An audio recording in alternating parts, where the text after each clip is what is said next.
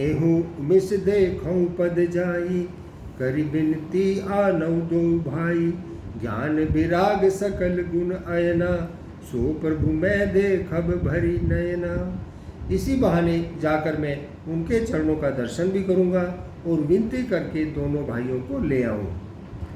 जो ज्ञान वैराग और सब गुणों के धाम हैं, उन प्रभु को मैं नेत्र भरकर देखूंगा। ये विश्वामित्र जी इस तरह से विचार कर रहे हैं कि भाई मैं उनको देख भी लूँगा और उनको यहाँ ले आऊँगा, राम और लक्ष्मण को। बहुविधि करत मनोरथ, जात लाग नहीं बार। करी मंजन सरऊ जल, गए भूप दरबार। बहुत प्रकार से मनोरथ करते हुए जाने में देर नहीं लगी। विश्वामित्र जी वहाँ पहुँच गए। सरयू नदी के जल में स्नान करके वे राजा के दरवाजे पर पहुँच गए। मुनि आगमन सुना जब राजा, मिलन गयौले विप्र समाजा। करी दंडवत मुनि सम्मानी, निज आसन बैठा रही आनी। राजा ने मुनि का जब आगमन सुना तब वे ब्राह्मणों के समाज को साथ लेकर उनसे मिलने गए और दंडवत करके मुनि का सम्मान किया और फिर उनको लाकर अपने आसन पर बैठाया। चरण पखार की नियति पूजा, मौसम आज धन नहीं दूजा। विविध भांति भोजन करवावा, मुनिवर हृदय हर्ष अति पावा। चरणों को धोकर बहुत पूजा की और कहा कि मेरे समान आज कोई दूसरा धन्य नहीं है। फिर अनेक प्रकार के भोजन करवाए, जिससे श्रेष्ठ मुनि ने अपने हृदय में बहुत ही हर्ष प्राप्त किया। मुनि चरणनि मेले सुतचारी, राम देख मुनि देह विसारी। भय मगन देखत सुख लो शोभा, जनु चकोर पूरन ससिलोभा। फिर राजा ने चारों पुत्रों को मुनि के चरणों में डाल दिया, उनको प्रणाम कराया। श्री रामचंद्र जी को देखकर मुनि अपनी देह की सुख दुख भूल गए। श्री राम जी के मुख की शोभा देखते ही वे ऐसे मग्न हो गए मानो चकोर पूर्ण चंद्रमा को देखकर लुभा गया हो। तब मन हर्षि बचन कहराऊ, मुनियस कृपा ने कीनहु काऊ। के ही कारण आगमन तुम्हारा, करहु सुकरत ने लाऊं बारा। तब राजा ने मन में हर्षित होकर ये वचन कहे कि हे मुनि, इस प्रकार कृपा तो आपने कभी नहीं की। आज किस कारण से आपका आगमन हुआ है, कहिए, मैं उसे पूरा करने में देर नहीं लगाऊंगा। कि मुनि, आप पहले तो ऐसे कभी आए नहीं, लेकिन आज जिस कारण से आप आए हैं वो आप बताइए, मैं उसे तुरंत ही पूरा करूंगा। असुर समोह सतावहि मोही, मैं जाचन आय सुंदर पितोही। अनुज समेत देहु रगनाथा, निशिचर बद में हूँ सनाथा। विश्वामित्र जी कहते हैं कि राजन, राक्षसों के समूह मुझे बहुत सताते हैं, इसलिए मैं तुमसे कुछ मांगने आया हूँ। छोटे भाई सहित श्री रघुनाथ जी को मुझे दे दो। राक्षसों के मारे जाने पर मैं सनाथ हो जाऊंगा, मैं सुरक्षित हो जाऊंगा राक्षसों के मरने पर। देहु भूप मन हर्षित, तजहु मोह ज्ञान। धर्म सुजस प्रभु तुमको, इन कहे अति कल्याण। हे राजन, प्रसन्न मन से इनको दो, मोह और अज्ञान छोड़ दो। हे स्वामी, इससे तुमको धर्म और सुयश की प्राप्ति होगी और इनका परम कल्याण होगा। सुनि राजा अति अप्रिय वाणी, हृदय कंप मुख दुति कमुलानी। चौथे पन पायऊ सुतचारी, विप्र बचन नहीं कहऊ बिचारी। राजा अपनी सोचते हैं कि इतने अत्यंत अप्रिय वाणी को सुनकर राजा दशरथ के हृदय में उनका हृदय कांप उठा और उनके मुख की कांति फीकी पड़ गई। उन्होंने कहा, हे ब्राह्मण, मैंने चौथेपन में 4 पुत्र पाए हैं, आपने विचार कर बात नहीं कही। मांगहु भूमि देनु धन कोशा, सर्वस देऊ आदि सहरोषा, देहे प्राण तय प्रिय कछु नाही, सोई मुनि देऊ निमिष एक माही। हे मुनि, आप गो, पृथ्वी, धन, खजाना मांग लीजिए, मैं आज बड़े हर्ष के साथ अपना सर्वस्त्र भी दे दूंगा। देह और प्राणों से अधिक प्यारा कुछ भी नहीं होता है, मैं उसे भी एक पल में दे दूंगा। सब सुत प्रिय मोहि प्राण की नाई, राम देत नहीं बनहि गोसाई। कह निश्चर यति घोर कठोरा, कह सुंदर सुत परम किशोरा। सभी पुत्र मुझे प्राणों से अधिक प्यारे हैं, उनमें भी हे प्रभु, राम को किस प्रकार भी देने को नहीं बनता है। कहाँ अत्यंत डरावने और क्रूर राक्षस, और कहाँ परम किशोर अवस्था के सकुमार मेरे सुंदर पुत्र हैं।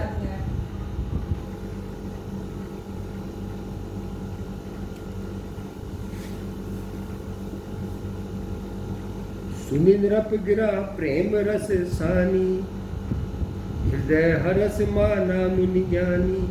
तब वशिष्ठ बहु विधि समझावा, नृप संदेह नास कह पावा। प्रेम रस में सनी हुई राजा की वाणी सुनकर ज्ञानी मुनि विश्वामित्र जी ने हृदय में बड़ा हर्ष माना। तब वशिष्ठ जी ने राजा को बहुत प्रकार से समझाया, जिससे राजा का संदेह दूर हो गया, राजा का संदेह का नाश हो गया। अति अति आदर दो तने बुलाए, हृदय लाए बहु भांति सिखाए। मेरे प्राणनाथ सुत दो, तुम मुनि पिता आन नहीं को। राजा ने बड़े ही आदर से दोनों पुत्रों को बुलाया और हृदय से लगाकर बहुत प्रकार से उनको शिक्षा दी। फिर कहा, हे नाथ, ये दोनों पुत्र मेरे प्राण हैं। हे मुनि, अब आप ही इनके पिता हैं, दूसरा और कोई नहीं है। सौंपई भूप ऋषिन सुत, बहुविध देय आशीष। जननी भवन गए प्रभु, चले नाय पद शीस। राजा ने बहुत प्रकार से आशीर्वाद देकर पुत्रों को ऋषि के हवाले कर दिया। फिर प्रभु माता के महल में गए और उनके चरणों में सिर नवाकर चले। पुरुष सिंह दो वीर हर से, चले मुनि भय हरण। कृपा सिंधु मति धीर अखिल, विश्व कारण करण। पुरुषों में सिंह दोनों भाई राम और लक्ष्मण मुनि का भय हरने के लिए प्रसन्न होकर चले। वे कृपा के समूह, धीर बुद्धि और संपूर्ण विश्व के कल्याण के भी कारण है। अरुण नयन उर बाहु विशाला, अरुण नयन उर बाहु विशाला। नील जलज तनु श्याम तलामा, कटिपट पीत कसहि बस था। रुचिर चाप सायक दोहु माथा। भगवान के लाल नेत्र हैं, चौड़ी छाती और विशाल भुजाएं हैं। नील कमल और तमाल के वृक्ष की तरह श्याम शरीर है। कमर में पीताम्बर और सुंदर तरकस कसे हुए हैं। दोनों हाथों में सुंदर धनुष और बाण है। श्याम गौर सुंदर दो भाई, विश्वामित्र महानिधि पाई। प्रभु ब्रह्मान देव में जाना, मोहिनीति पिता तजेहु भगवाना। श्याम और गौर वर्ण के दोनों भाई परम सुंदर हैं। विश्वामित्र जी को महान निधि प्राप्त हो गई है। वे सोचते हैं मुझे बहुत बड़ा खजाना मिल गया है। मैं जान गया कि प्रभु ब्राह्मणों के भक्त हैं। मेरे लिए भगवान ने अपने पिता को भी छोड़ दिया। चले जात मुनि दीन दिखाई, सुनी ताड़का क्रोध करि धाई, एक ही बाण प्राण हर लीना, दीन जानते ही निज पद दीना। मार्ग में चलते हुए मुनि ने ताड़का को दिखलाया। शब्द सुनते ही वह क्रोध करके दौड़ी। श्री राम जी ने एक ही बाण से उसके प्राण हर लिए और दीन जानकर उसको अपना दिव्य स्वरूप दे दिया। तब ऋषि निज नाथ ही जिय चीनी, विद्या निधि कहूँ विद्या दीनी, जाते लागने क्षुधा पिपासा, अतुलित बल तनु तेज प्रकाशा। तब मुनि विश्वामित्र ने प्रभु को मन में विद्या का भंडार समझाते हुए भी लीला को पूर्ण करने के लिए ऐसी विद्या दी जिससे भूख प्यास न लगे और शरीर में अतुलित बल और तेज का प्रकाश बना रहे। आयुध सर्व समर्पित कई, प्रभु निज आश्रम आनी, कंद मूल फल भोजन दीन, भगत हित जानी। सब अस्त्र शस्त्र समर्पण करके मुनि प्रभु से श्री राम जी को अपने आश्रम ले आए और उन्हें परम हेतु जानकर भक्ति पूर्वक कंद मूल और फल का भोजन कराया। राम जी को लेकर राम और लक्ष्मण दोनों के लेके आए ना मुनि राजा दशरथ के आश्रम से, दरबार से।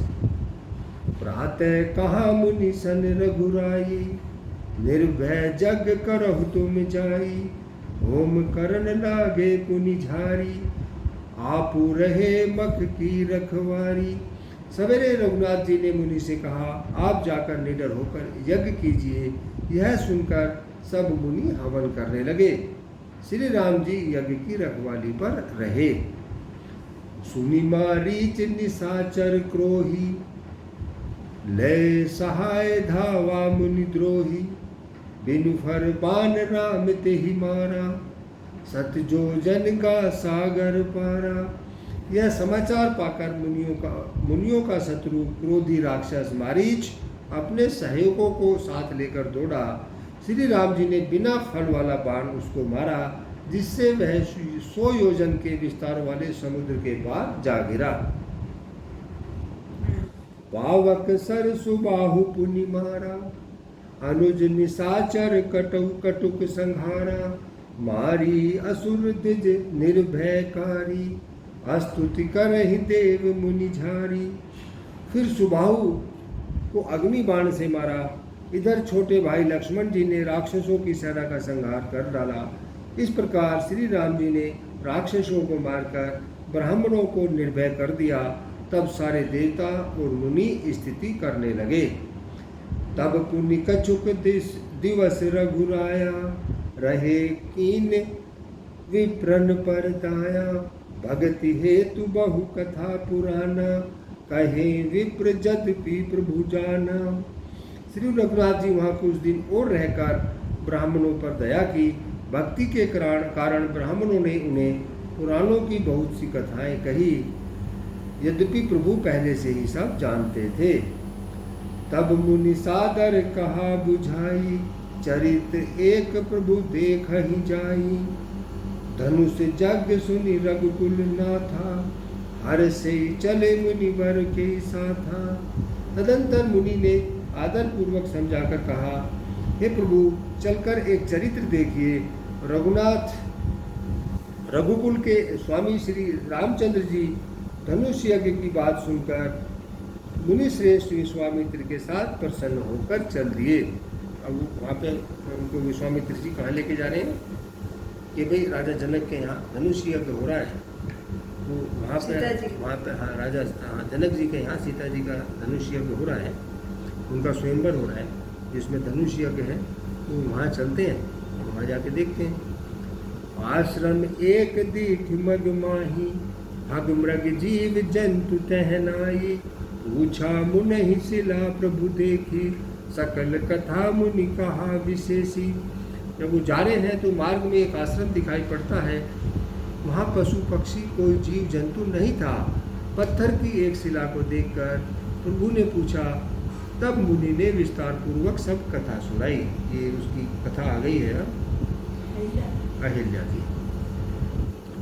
गौतम नारी श्राप बस उपल देह धरि धीर, चरण कमल रज चाहती, कृपा करहु रघुवीर।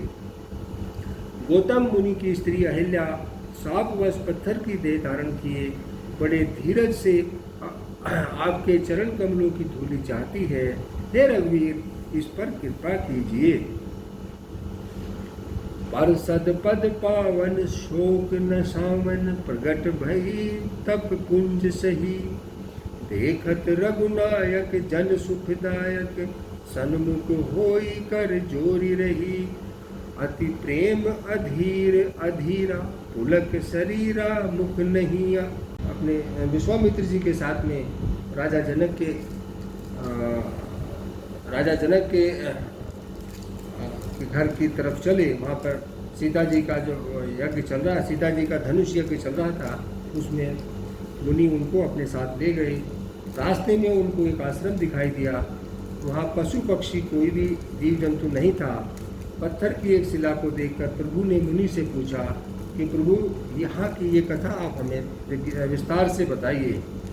तो विश्वामित्र जी ने उनको ये बताया कि गौतम नारी श्राप बस, उपल देह दहि धीर, चरण कमल रज चाहती, कृपा करहु रघुवीर। गौतम मुनि की स्त्री अहिल्या शापवश पत्थर की देह धारण किए हुए बड़े धीरज से आपके चरण कमलों की धूलि चाहती है। हे रघुवीर, इस पर कृपा कीजिए।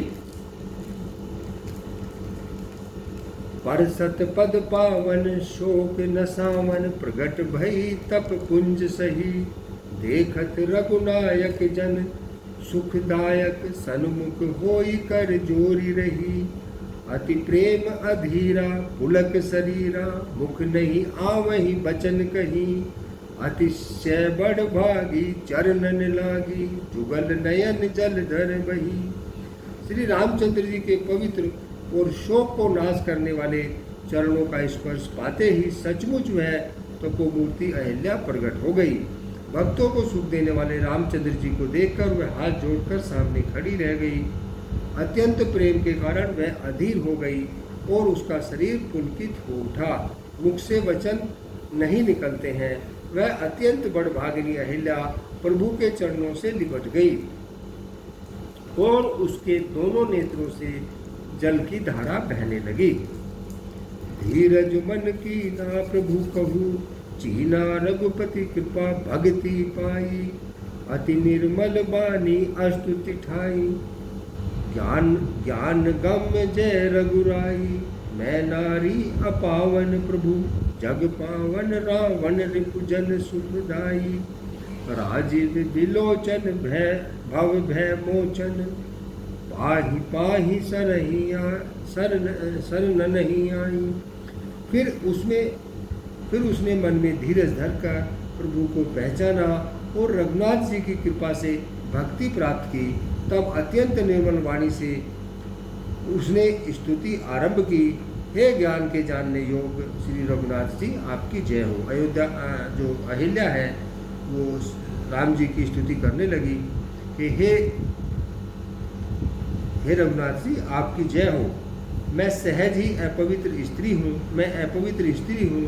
और हे प्रभु, आप जगत को पवित्र करने वाले, भक्तों को सुख देने वाले और रावण के शत्रु हैं। हे कमल नयन, हे संसार को भय से छुड़ाने वाले, मैं आपकी शरण में आई हूँ। मेरी रक्षा कीजिए, मेरी रक्षा कीजिए। मुनि श्राप जो दीना, अति भल कीना, परम अनुग्रह मैं माना, देखूं भली लोचन हरि भव, मोचन यही लाभ शंकर जाना। अब वो भगवान को कहती है अहिल्या कि मुनि जी ने जो मुझे श्राप दिया था, जो गौतम ऋषि थे, उन्होंने जो मुझे श्राप दिया था वह बहुत ही अच्छा किया। मैं उनसे अत्यंत अनुग्रह करके मानती हूँ, मैं उसे अत्यंत ही उनका अनुग्रह मानती हूँ, जिसके कारण मैंने संसार से छुड़ाने वाले श्री हरि को नेत्र भरकर देखा है। इसी आपके दर्शन को शंकर जी सबसे बड़ा लाभ समझते हैं। हे प्रभु, मैं बुद्धि की बड़ी भोली हूँ। मेरी एक विनती है, हे नाथ, मैं और कोई वर नहीं मांगती, केवल यही चाहती हूँ कि मेरा मन रूपी घोड़ा आपके चरण कमलों की रज के प्रेम रूपी रस का सदा पान करता रहे। जेहि पद सुरसिता परम पुनीता प्रगट भई शिव शीस धरी, सोई पद पंकज जेहि पूजत अजमम सिर धरे कृपाल हरि। एहि भांति सिंधारी गौतम नारी बार बार हरि चरण परी। जो अति मन भावा सो बरु पावा गए पति लोक आनंद भरी। जिन चरणों से परम पवित्र देव नदी गंगा जी प्रकट हुई, जिन्हें शिव जी ने सिर पर धारण किया, और जिन चरण कमलों को ब्रह्मा जी पूजते हैं, आपने उन्हीं चरण कमलों को मेरे सिर पर रखा हुआ है। इस प्रकार स्थिति करती हुई मैं बार बार भगवान के चरणों में गिरकर, जो मन को बहुत ही अच्छा लगा, उस वर को पाकर गौतम की स्त्री अहिल्या आनंद में भरी हुई पति के लोक को चली गई। अस प्रभु दीन बंधु हरि कारण रहित दयाल, तुलसीदास सठ तेहु भजो छाड़ी कपट जंजाल। प्रभु श्री रामचंद्र जी ऐसे दीन बंधु और बिना ही कारण दया करने वाले हैं। तुलसीदास जी कहते हैं कि अरे मूर्ख मन, तू कपट जंजाल छोड़कर उन्हीं का भजन कर।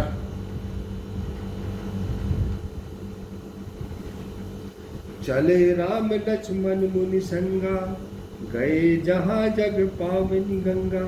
अब राम जी वहाँ रास्ते में चले जा रहे हैं। कहाँ चले जा रहे हैं? जहाँ रास्ते में गंगा नदी पड़ती है, जो जग की पवित्र नदी गंगा जी आती हैं। गाधी सुन सब कथा सुनाई, जेहि प्रकार सुरसुरी मही आई। श्री राम जी और लक्ष्मण जी मुनि के साथ चले हैं।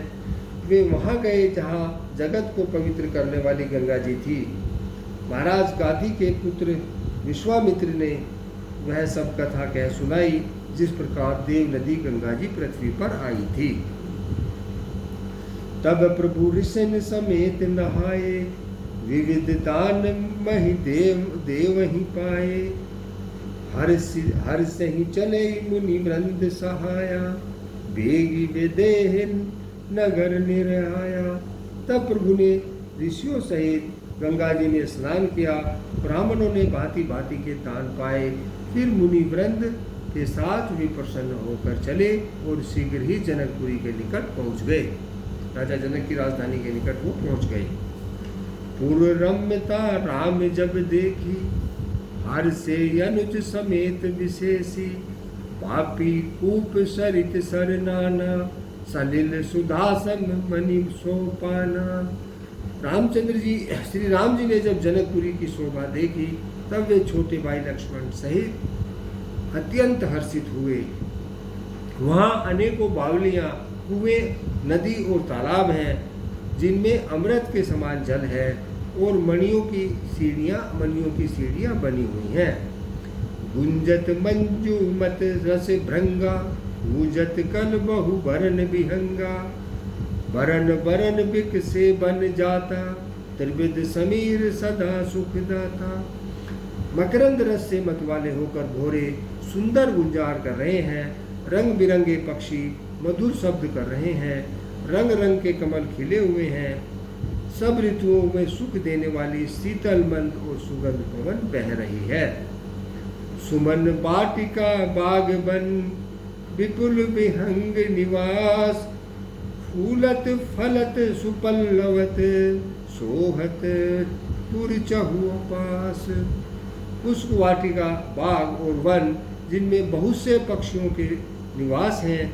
फूलते फलते और सुंदर पत्तों से लदे हुए नगर को चारों ओर सुशोभित हो रहे हैं। बनई न बनरत नगर निकाई, जहाँ जाई मन तहीं लो भाई, चारु बजारु विचित्र अंबारी।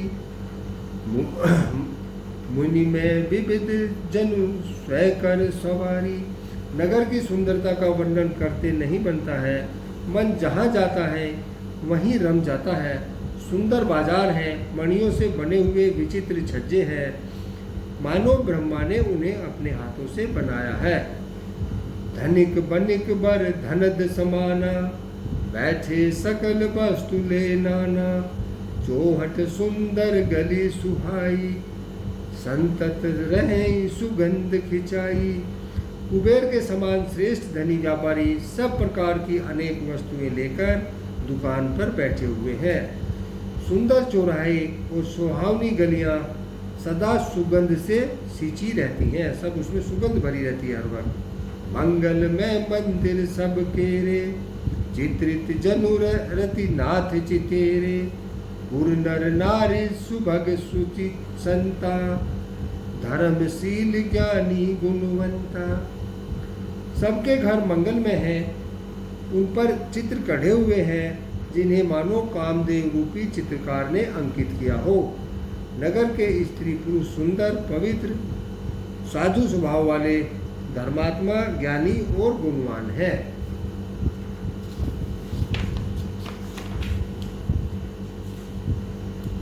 अति अनूप जह जनक निवासु, विबुध बिलोक विलासु। होत चकित चित कोट बिलोकी, सकल भुवन शोभा जन रोकी। जहाँ जनक जी का सुंदर निवास स्थान है, महल है, वहाँ का ऐश्वर्य को देखते देवता भी स्तंभित हो जाते हैं। मनुष्यों की तो बात ही क्या है, राजमहल के परकोटों को देखकर चित्त चकित हो जाता है। ऐसा मालूम होता है मानो उसने समस्त लोगों के शोभा को रोक कर रखा हुआ है। समस्त लोगों की शोभा जो है उन्हीं में घिर कर रह गई है। धवल धाम मुनि पुरट पट, सुगटति नाना भांति। सिय निवास सुंदर सदन, शोभा किमि कही जाती। उज्जवल महलों में अनेक प्रकार के सुंदर रीति से बने हुए मणि जड़ित सोने की जरी के पर्दे लगे हुए हैं। सीता जी के रहने के सुंदर महल की शोभा का वर्णन किया ही कैसे जा सकता है। तो सीता जी जिस महल में रहती है उसका तो वर्णन ही करना संभव नहीं है।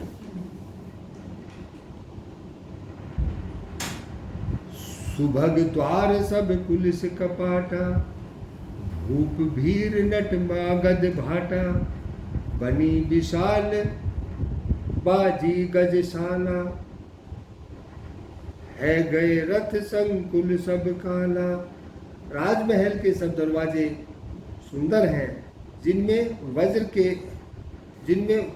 वज्र के मजबूत हीरो को चमकते हुए किवाड़ लगे हुए हैं। वहाँ राजाओं, नटों, मागधों और भाटों की भीड़ लगी रहती है। घोड़ों और हाथियों के लिए बहुत बड़ी बड़ी घुड़सालें और गजशालाएं बनी हुई हैं, जो सब समय घोड़े, हाथी और रथों से भरी रहती हैं। इसको क्या हुआ?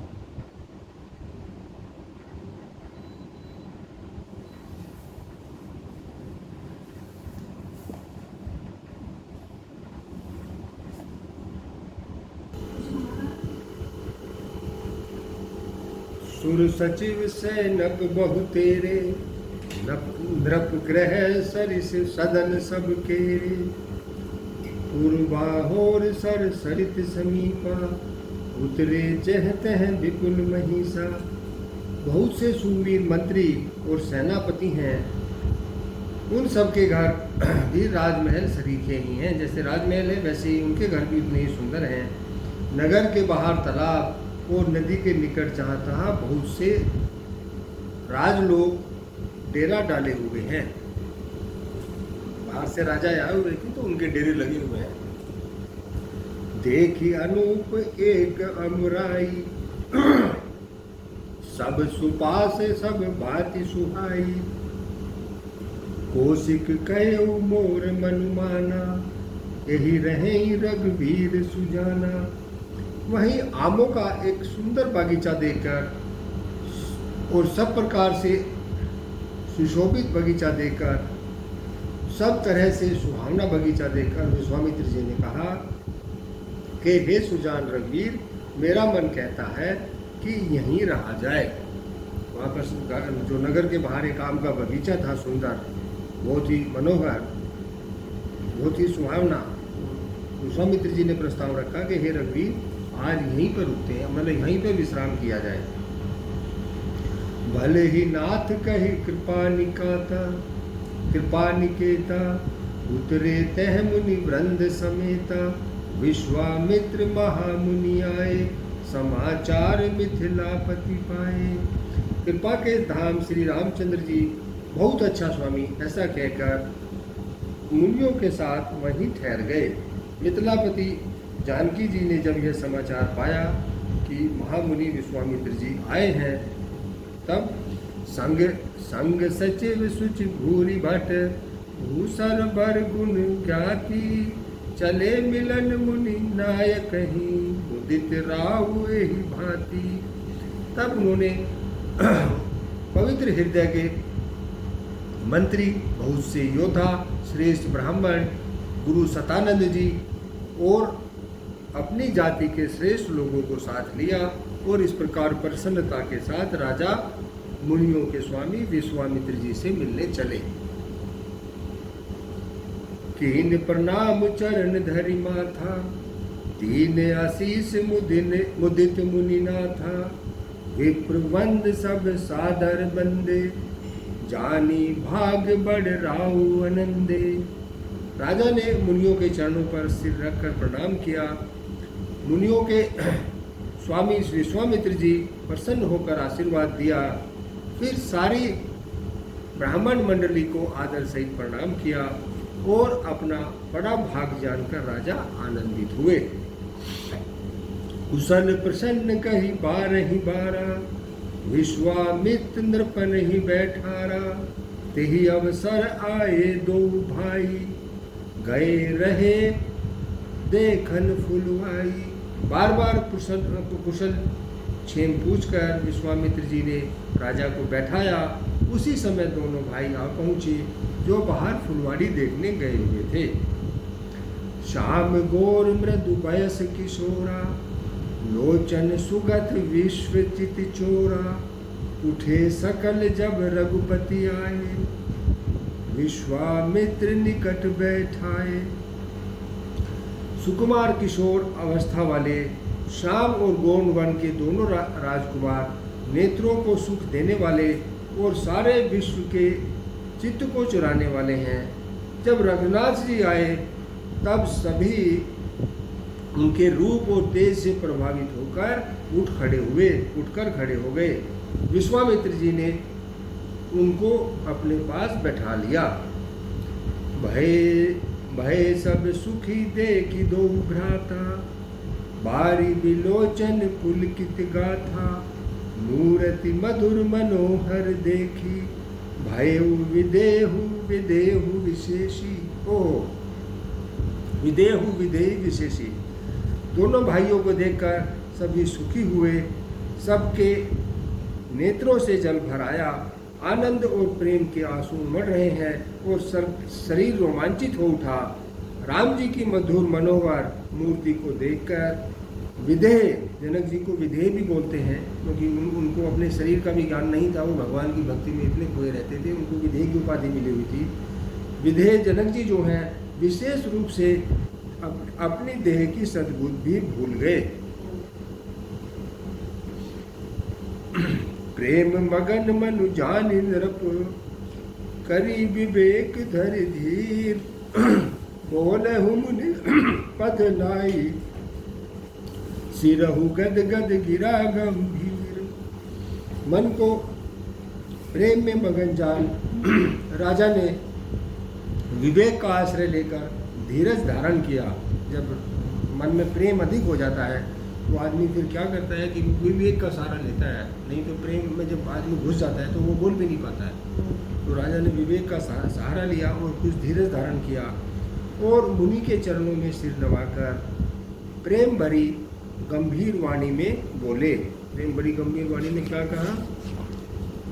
कहो नाथ सुंदर दो बालक, मुनि कुल तिलक की नृप कुल पालक, ब्रह्मा जो निगम नेति कही गावा, उभय बेस धर की सोई आवा। राजा क्या कहते हैं कि हे नाथ, विश्वामित्र जी को कहते हैं कि हे नाथ कहिए, ये दोनों सुंदर बालक मुनिकुल के आभूषण हैं या किसी राजा के वंश के पालक हैं? ये किसी मुनियों की संतान है या राजाओं की संतान है? अथवा जिसका वेदों ने नेति कहकर गान किया है, कहीं वह ब्रह्मा तो युगल रूप धारण करके नहीं आया है?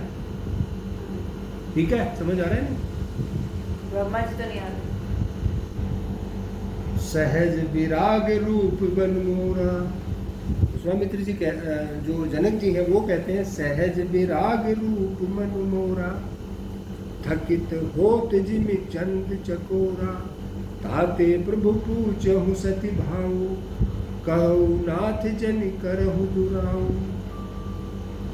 मेरा मन जो स्वभाव से ही वैराग रूप बना हुआ है, मेरे मन में जो स्वभाव से ही वैराग रूप बना हुआ है, इन्हें देखकर इस तरह मुग्ध हो रहा है जैसे चंद्रमा को देखकर चकोर।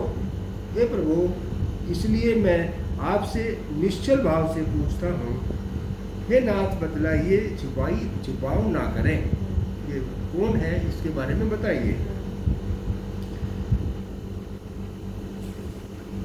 इन्हीं बिलोकत अतु अनुरागा, पर बस ब्रह्मा सुख ही मन त्यागा, कह मुनि विहस कहे सुनरपनी का, बचन तुम्हार न होई अली का।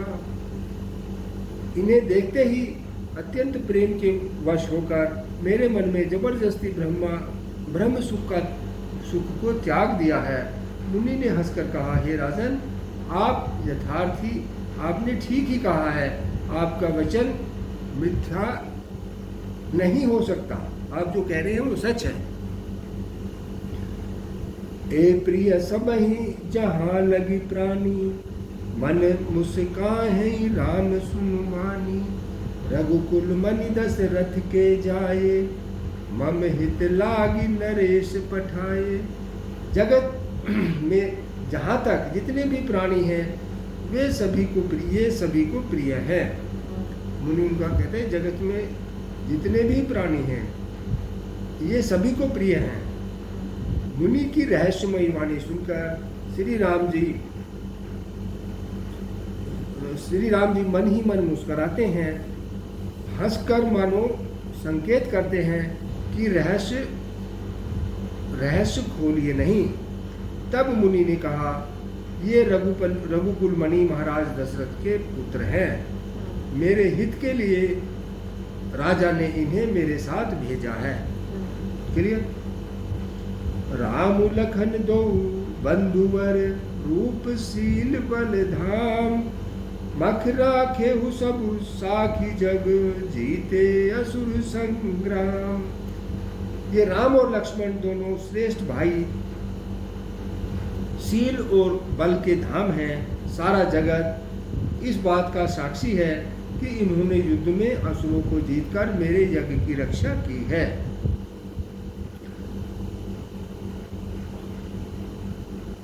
मुनि तब चरण देखी कह राऊ, कहे न सकहु निज पुण्य प्रभाव, सुंदर श्याम गोर दो भ्राता, आनंद हुके आनंदाता। ये तो आनंद को भी आनंद देने वाले हैं। तो राजा ने कहा कि हे मुनि, आपके चरणों के दर्शन कर मैं अपना पुण्य प्रभाव कह नहीं सकता। ये सुंदर और श्याम वर्ण के दोनों भाई आनंद को भी आनंद देने वाले हैं।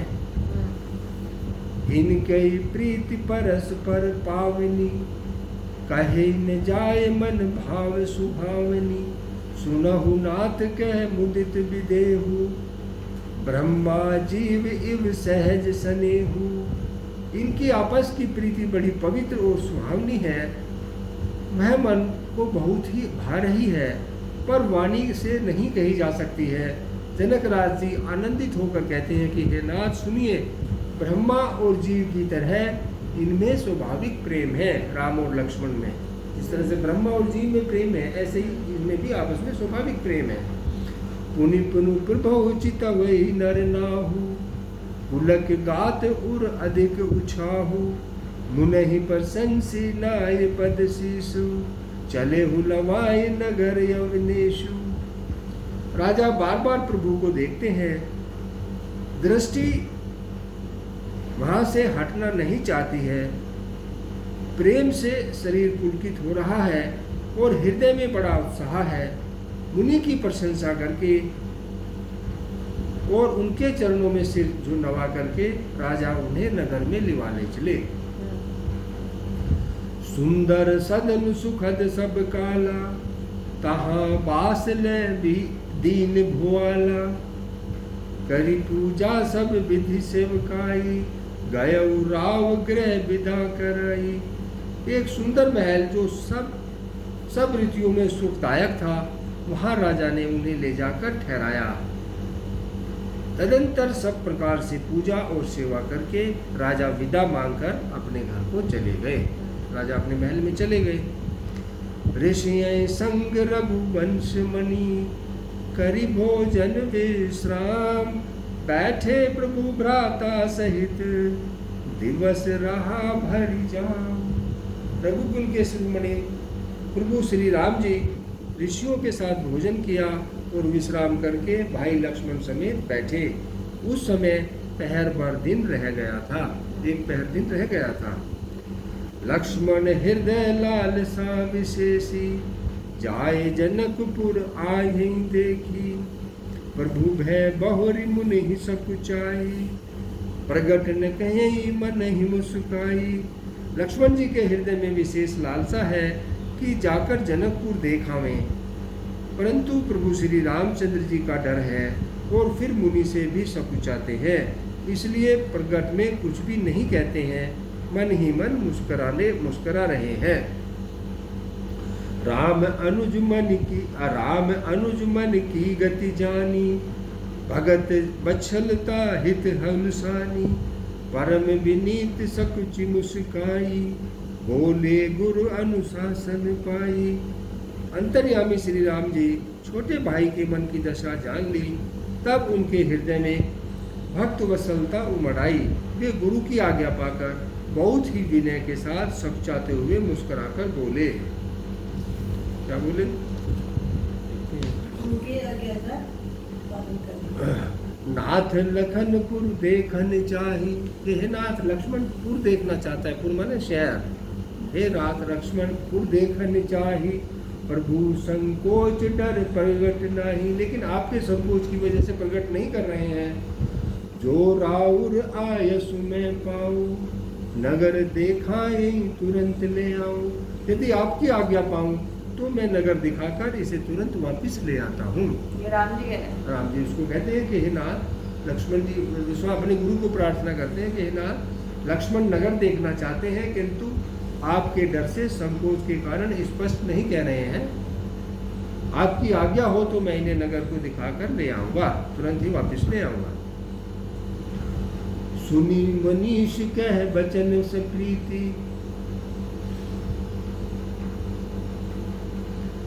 सुनी मुनीस कह वचन से प्रीति। कसन राम तुम राखहु नीति, धर्म से तु पालक तुम ताता। प्रेम विवश सेवक सुख दाता। यह सुनकर मुनीश्वर विश्वामित्र जी प्रेम सहित वचन कहे, हे राम, तुम नीति की रक्षा कैसे न करोगे? हे तात, तुम धर्म की मर्यादा का पालन करने वाले और प्रेम के वशीभूत होकर सेवकों को सुख देने वाले हो। जाय देखी आवहि नगरु, सुख निदान दो भाई। करहु सुफल सबके नयन, सुंदर बदन दिखाई। सुख के निदान दोनों भाई जाकर नगर की शोभा देखाओ, अपने सुंदर मुख दिखलाकर सब नगरवासियों के नेत्रों को सफल करो। मुनिपद कमल बंदी दो भ्राता, चले लोक लोचन सुखदाता। बालक वृंद देखी अति शोभा, लगे संग लोचन मन लोभा। सब लोगों के नेत्रों को सुख देने वाले दोनों भाई मुनि के चरण कमलों की वंदना करके चले। बालकों के झुंड इनके अत्यंत शोभा देखकर साथ लग गए। उनके नेत्र और मन इनमें लुभा गए। पीत बसन परी कर पट था, चारु चाप सर सोहत हाथा। तन अनुहरत सुचंदन खोरी, श्यामल गोर मनोहर जोरी। दोनों भाई पीले रंग के वस्त्र हैं, दोनों भाइयों के पीले रंग के वस्त्र हैं। कमर के पीले दुपट्टों में तरकस बंधे हुए हैं, हाथों में धनुष बाण सुशोभित हैं। श्याम और गौर मन के शरीरों के अनुकूल, अर्थात जिन पर जिस रंग का चंदन अधिक फबे उसी रंग के सुंदर चंदन की खोर लगी है। सांवरे और गोरे रंग की मनोहर जोड़ी है। केहरी कंदर बाहु विशाला, कंधे कैसे हैं? शेर जैसे। केहरी कंदर बाहु विशाला, केहरी कंदर बाहु विशाला। उर अति रुचिर नाग मणिमाला, सुभग सोन सुर सनहि लोचन। बदन मयंक ताप त्रय मोचन। सिंह के समान गर्दन, गले का पिछला भाग है, विशाल भुजाएं हैं, चौड़ी छाती है, अत्यंत मधुर गज मुक्तावली की माला है, सुंदर लाल कमल के समान नेत्र हैं, तीनों तापों से छुड़ाने वाला चंद्रमा के समान उनका मुख है।